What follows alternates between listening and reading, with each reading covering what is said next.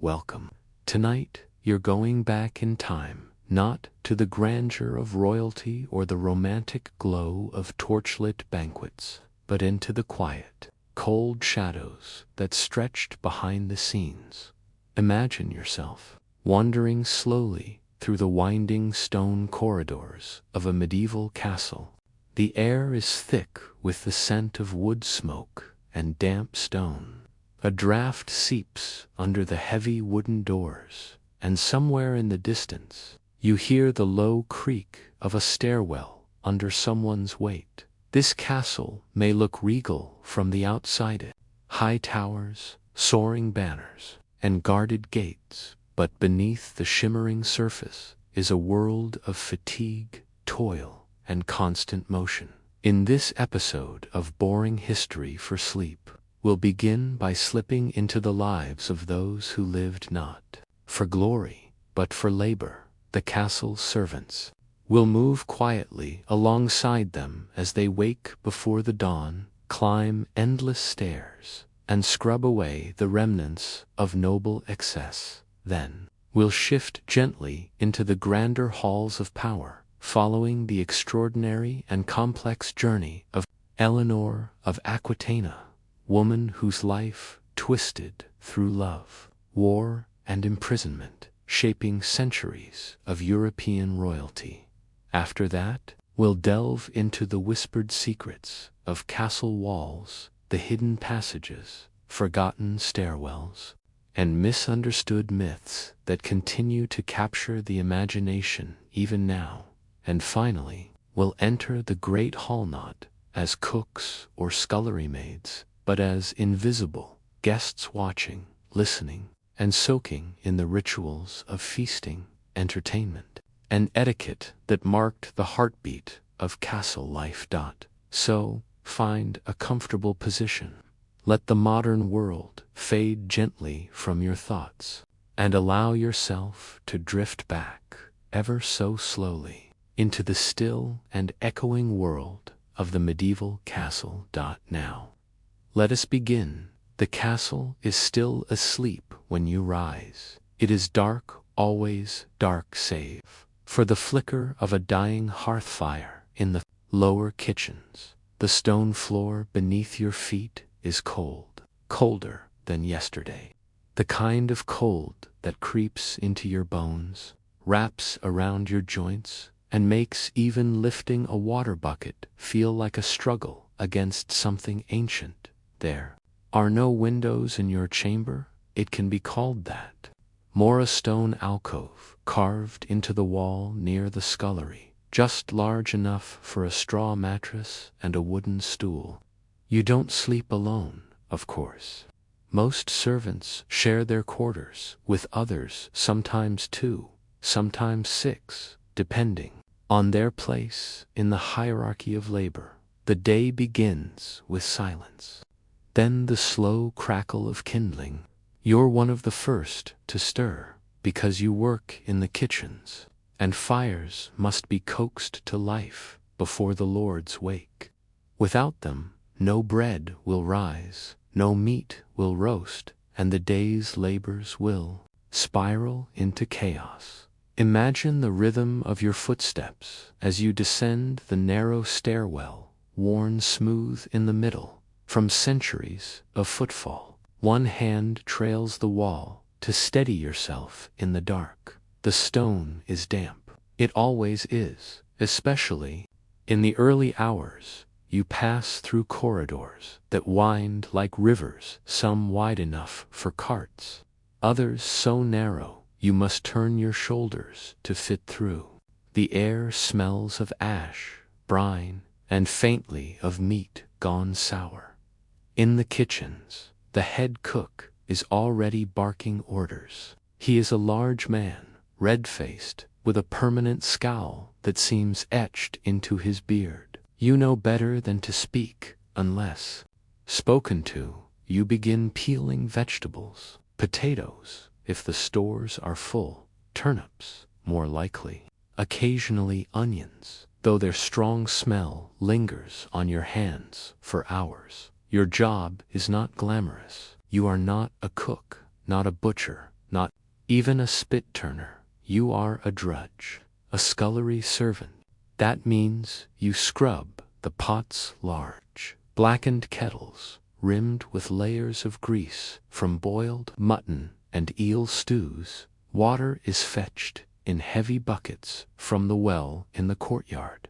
You carry it up 3 flights, careful not to spill. Sloshing it on the stone floor means slipping, and slipping means punishment tiff, not by the steward, then by your own bruised limbs. Imagine your arms aching as you scrub the soot from a pot's belly, your fingernails dark, cracked. Soap is a luxury when it's available. It's coarse and stings the cuts on your hands. More often, you use sand, ash, and elbow grease. The heat from the oven walls stings your cheeks. But then, so too does the cold once you step away. There is no comfort in temperature here. It is always too much of one thing or the other. Meals must be prepared not just for the nobles, but for the garrison's soldiers, squires, and stable boys. Bread must be baked in rows, and meat skewered with care. The Lord's table demands presentation. You may not see the result. Your work ends before the meal begins. Some days, you help carry the trencher's thick slices of stale bread used as plates up to the great hall. Other days, you clean the floor where the dogs have dragged bones into the corners, and on feast days, the chaos triples. Imagine the rush, the sweat, the bellowing voices echoing off the stone walls. Geese need plucking, pastry crusts must be pinched, and honeyed fruits must be arranged just so. Roasted boars are garnished with sprigs of rosemary, and pies are filled with spiced figs if the stores are generous. You see none of the joy. You smell it faintly as it passes, and then you return to your corner where discarded skins and sticky platters await your hand. Bathing, rare, soap, scarce. And yet cleanliness is expected, especially from those who carry food. Dirt under your nails can mean dismissal, or worse punishment.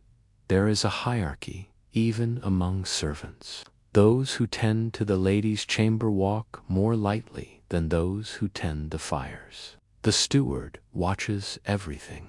The steward. He wears a heavy chain of office, walks like a noble, and speaks in clipped tones. He knows your name, not because you matter, but because every mistake has a name attached. When evening comes, you are not finished. The last meal may be served, but there are platters to be scraped, bones to discard, and fires to bank.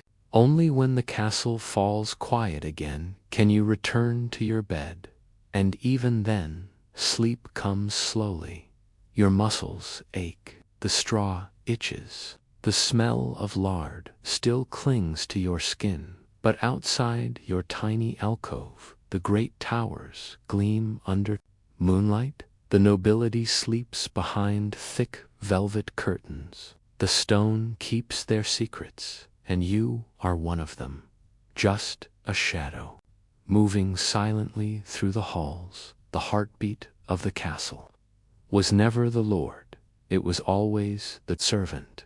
Now that we've climbed the cold stone stairs and wandered the hushed halls alongside the overworked hands of castle life, let us drift gently into another story, one that lifts us from the kitchens and corridors to the high towers of power, yet remains just as quietly revealing. Imagine now not the scullery maid or the chamber boy, but a woman who sat at the center of the medieval world, a queen, a mother, a prisoner, a legend. Her name was Eleanor of Aquitaine. Let your mind settle into the 12th century, a time where the line between power and peril was paper thin, and the fate of entire kingdoms often balanced on personal decisions, arranged marriages, and ancient loyalties. Eleanor was born into this world around the year 1122 in the lush and sun-warmed region of Aquitaine, in what is now southwestern France. Her upbringing was not typical for a noblewoman. She received an education rich in poetry, philosophy, and politics unusual, yes, but perhaps expected of the future Duchess of Aquitaine, one of the most coveted and wealthy titles in Europe. As you imagine her early life, picture a young girl walking through quiet gardens, surrounded by orange blossoms and pale limestone buildings. The air hums with courtly songs, troubadours composing lyrics of courtly love, a cultural tradition Eleanor herself would come to influence deeply. At just 15, she married Louis, the soon-to-be King of France. Their union was grand but very different personalities, bound by duty, not affection. While Louis was pious, introverted, and devout, Eleanor was bold, intelligent, and independent. Imagine the chill of royal ceremonies, where her voice was often stilled, even as her thoughts turned like wheels beneath her composed expression. Their marriage took them far to the dusty, sun-baked roads of the Second Crusade. Eleanor accompanied Louis to the Holy Land, an unusual journey for a queen. The voyage was long, marked by suffering, fear, and uncertainty.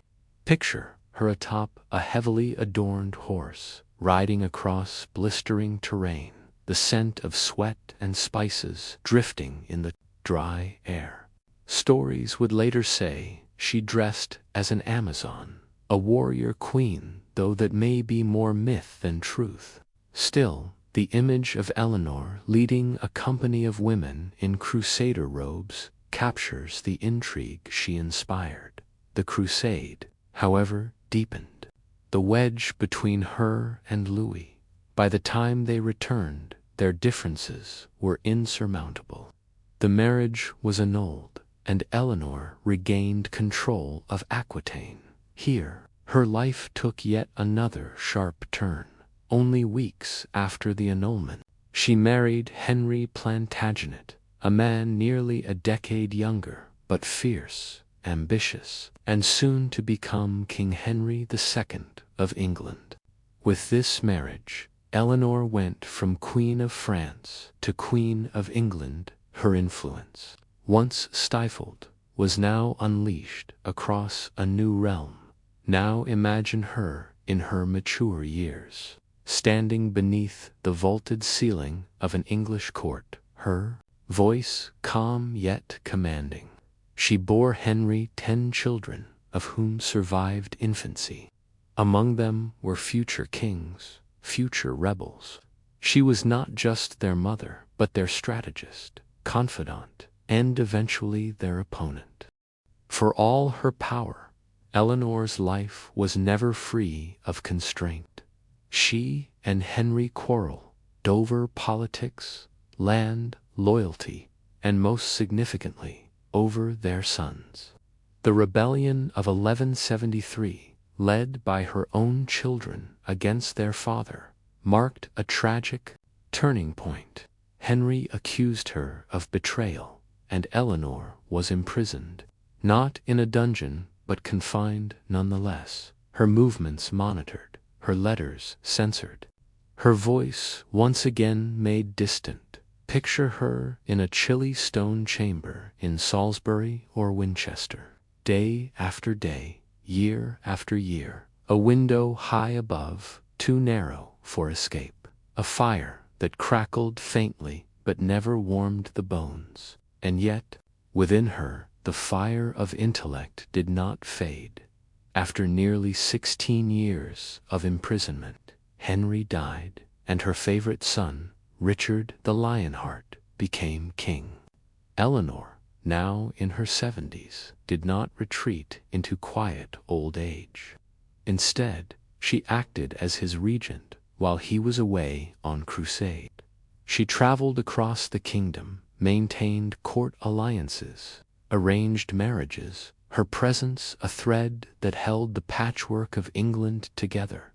Even in her final years, Eleanor of Aquitaine was a figure of quiet endurance and complex power. She retired to the Abbey of Fontevraud, a place of gentle seclusion.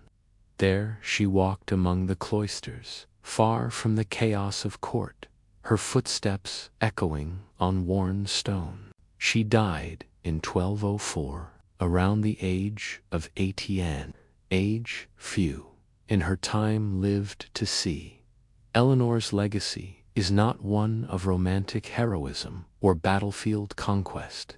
It is one of resilience, adaptation, and a quiet but relentless pursuit of agency in a world that gave women so little of it, from dusty crusader roads to candlelit strategy sessions with kings. From silenced prisoner to regent of an empire, Eleanor's life was anything but ordinary. Yet, even her story, layered as it is, folds gently into the broader tapestry of medieval life where castles loomed not only over villages, but over hearts and minds, shaping the destinies of all who dwelled beneath their shadow. Now let us slip from the story of one woman's extraordinary path to something older, quieter, and perhaps even more mysterious, something hidden within the very walls of the castles themselves. Shall we descend? Let us now leave behind the lives that filled the castle, the clattering boots of servants, the commanding presence of queens, and shift our focus inward, to the stone itself, to the forgotten corners, the narrow shafts, and the whispering walls of medieval castles. Let your imagination drift, slowly and steadily, through a quiet, empty corridor, lit only by the gentle flicker of a torch. The walls are thick, cool to the touch, and the air smells faintly of moss and ancient dust. You notice a seam in the stonework, almost invisible, a line where one stone ends and another begins. Perhaps it's just a flaw, or perhaps it's a door. You've entered the world of hidden castle passages. Throughout centuries, tales of secret tunnels and hidden rooms have captured the imagination of storytellers and visitors alike. Whispers of royal escapes, clandestine affairs, and ghostly figures slipping through forgotten corridors have become part of the lore of castles. But what was real, what was practical, and what, like so many stories passed down, was simply myth cloaked in the fabric of stone? To begin, we must remember that castles were not built overnight. Many were expanded over generations, with walls rebuilt, wings added, towers reinforced. These organic constructions often left behind oddly shaped chambers, stairwells to nowhere, and gaps between old and new sections. Some of these voids became hidden by designers, simply forgotten. Among the most common hidden features were postern gatesmall, discreet doors often located at the rear or side of a castle. These were not secret in the romantic sense, but practical in function. They allowed for quiet exits in times of siege, messengers to come and go unseen, or even supplies to be smuggled in, or waste carried out discreetly.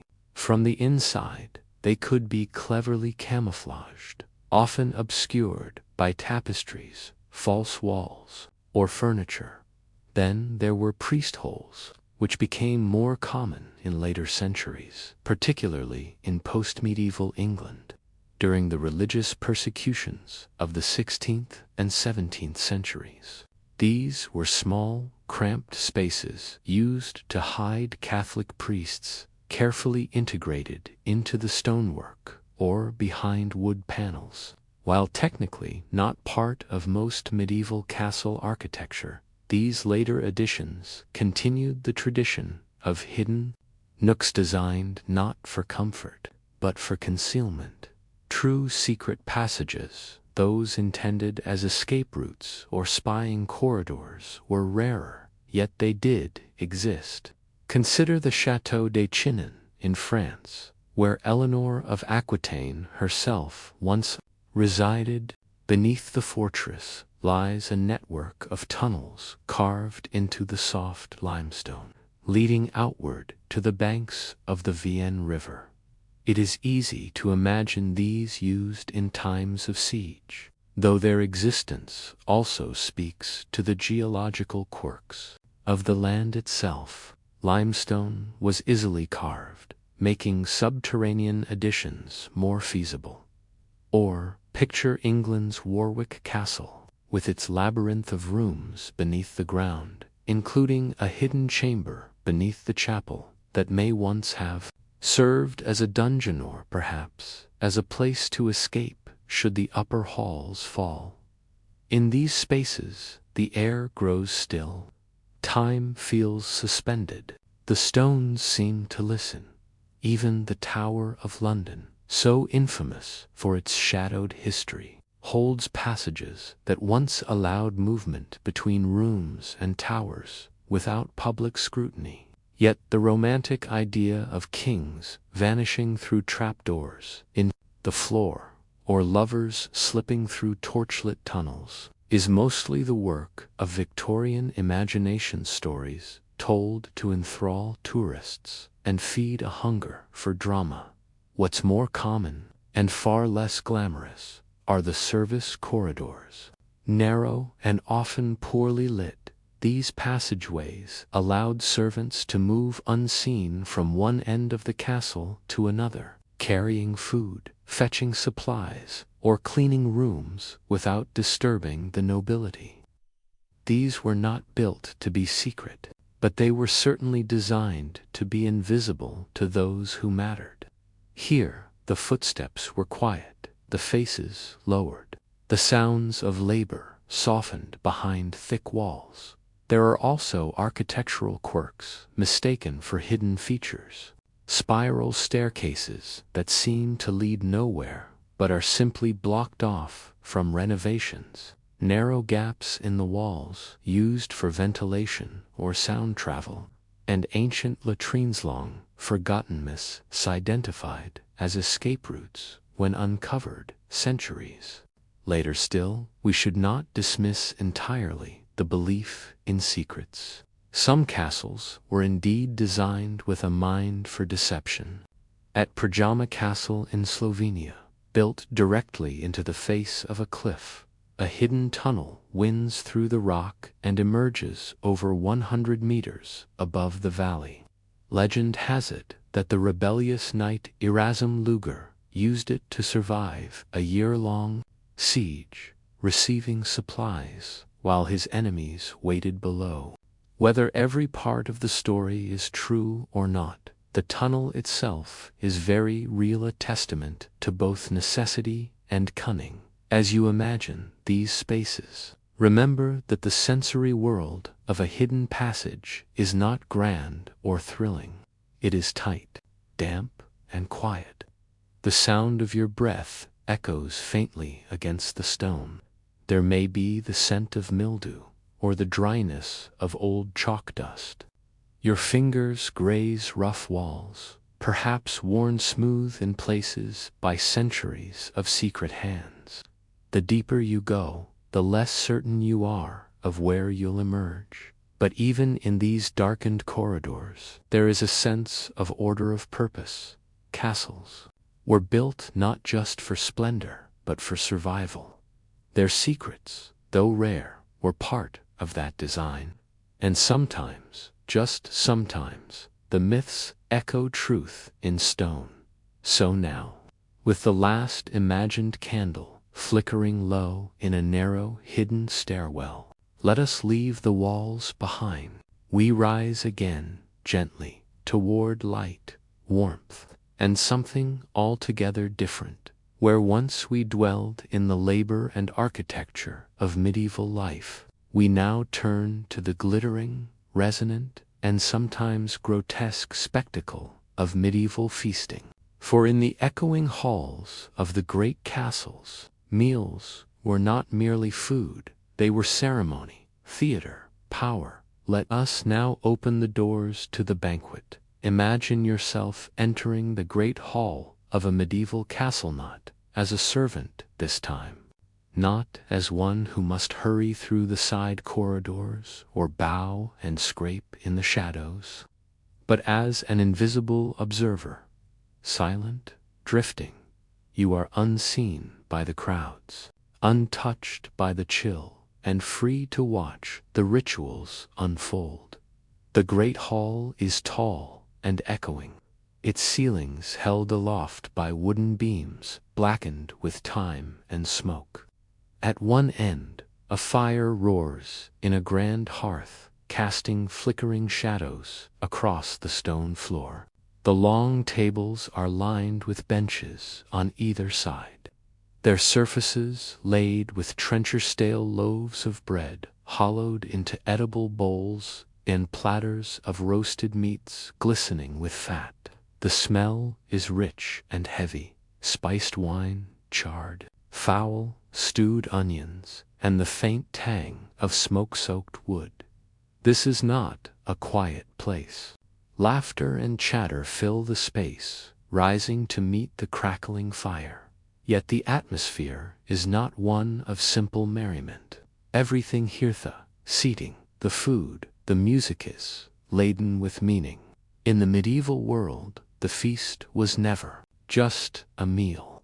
It was a performance of status, an orchestration of authority, and a mirror of the societal order carved into every stone of the castle itself.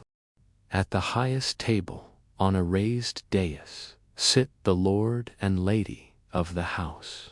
Their seats are cushioned, their plates of silver or pewter rather than rough wood. The space around them is carefully arranged. Favored guests sit nearby, individuals placed further down in descending order of importance. Where you stand, even what food you received spoke volumes about who you were. Servants drift constantly through the hall, bringing fresh trenchers, pouring wine, collecting bones and scraps into buckets. They move with practiced ease, their eyes lowered, their paths etched through repetition. The entire hall is alive with motion and yet tightly controlled. For all its festivity, the feast is governed by a rigid etiquette. Washing hands before the meal was not merely encouraged, it was ceremonious. A basin of water, often infused with herbs like rosemary or lavender, was brought around for noble guests. Cleanliness was less about hygiene as we understand it today, and more about honor, dignity, and the appearance of refinement. A clean pair of hands was a sign of nobility, a gesture of respect to the table and its host.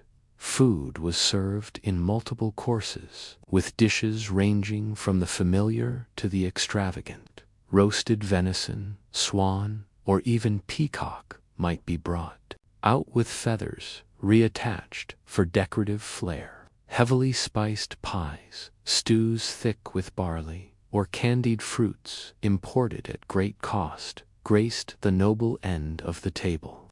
Down among the lower-ranked guests, the fare grew simpler, more grain, less meat, and often more bone than broth. Drink flowed freely, though not always to excess. Ale and mead were common, wine a luxury. A good host knew the balance, how to keep the hall lively without descending into disorder. Drinking customs varied. Some nobles preferred solemn toasts, while others encouraged games and jesters. Ah yes, the entertainment. Minstrels wandered from table to table, playing lutes or harps, and singing tales of faraway lands or heroic deeds. A trained fool might tumble across the rushes-strewn floor, making crude jokes or clever puns, all while subtly reinforcing the authority of the Lord by mocking everything and everyone else. Dancers, jugglers, even trained animals made appearances in grander households, but entertainment could also be found in spectacle. There were subtleties, ornate dishes designed more for show than consumptional, like a castle made of sugar, or a pie that when cut open released live birds. These were not daily occurrences, but rather delights reserved for great occasions, coronations, marriages, or diplomatic visits. And yet, behind the pomp and splendor, feasting had a darker side too. The extravagance of these meals often stood in stark contrast to the hunger outside the castle walls. While nobles dined on songbirds and spiced pears, peasants beyond the gate might go weeks on pottage and crusts. The feast, then, was a reminder not only of wealth and joy, but of the deep lines drawn between those who ruled and those who served. The etiquette, too, could be ruthless. A misplaced gesture, a poorly timed remark, a reach across the table, any of these could shame a guest or signal disfavor. In this rigid world, knowledge of table manners was as vital as lineage. Guests were watched as closely as the food was savored, and yet there was beauty here. The soft glimmer of candlelight against polished goblets, the scent of spiced apples, mixing with wood smoke, the murmured prayers, the laughter at well-placed jokes, the hum of instruments just behind the clatter of dishes. Feasts marked the turning of the seasons, the victories of war, the births and marriages and alliances that shaped kingdoms. They were moments of stillness in the rush of medieval life, when lords and ladies sat not in judgment or battle, but in fellowship. For a time, however brief, the castle was a stage, and all who entered it took on their roles. As the meal wanes, trenchers grow soggy and are tossed to the poor or fed to dogs. The fire dims, the guests retire. Servants sweep away the rushes, now mixed with crumbs and candle wax. Somewhere in the shadows, a bard hums a final tune before sleep, and with that we, too, begin to drift away. The banquet fades into silence. The hall returns to its natural state, cool, dim, and waiting. Once filled with life, now only the slow creak of wood and the soft sigh of wind through stone remain. Let us gently withdraw from the medieval world and return to our own, leaving behind the grease and grit, the shadows and secrets, the laughter and echoes of the past. Conclusion: history, like the great halls of the past, is never truly empty. It hums with the quiet persistence of lives lived long ago, scrubbing floors in bitter cold, ruling empires from cushioned thrones, slipping through hidden passages, and raising goblets in celebration. As you close your eyes tonight, may you carry with you not the weight of history, but its rhythm, the soft footfalls of servants on stone, the whisper of a tapestry hiding a door, the low murmur of voices over a long candlelit meal. In this calm, still moment, may the distant past hold you gently. Sleep well, sleep deeply, and let history keep watch.